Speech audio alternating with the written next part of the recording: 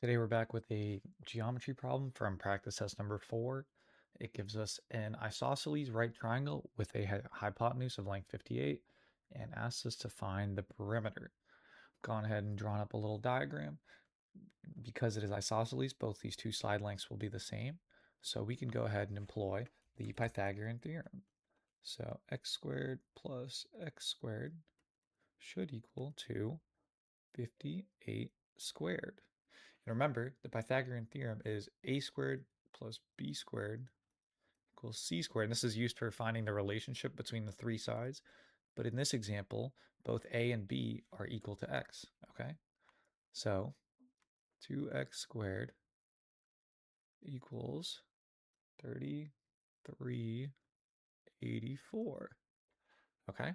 Now we go ahead and divide that. X squared equals 1682, and x then is equal to the square root of 1682.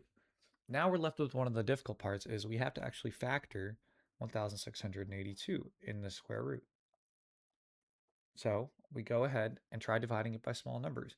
Fortunately for us, 1682 is actually divisible by 2, which then leads us to 1682 divided by 2 equals 841, okay?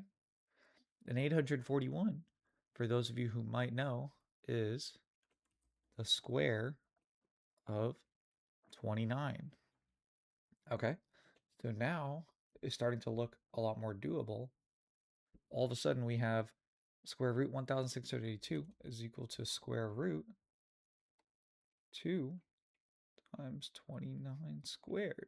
Okay, and all of a sudden this looks a lot more doable because as we take it one deeper, 29 comes out because it is a square root and squared, and 2 gets separated, okay? Now, all we have to do is we know that this is the side length of x. So all we have to do is add 29 square root of 2 plus 29 square root of 2 plus the hypotenuse. And we have our perimeter. Go ahead and add these up. 58 plus 58 radical 2.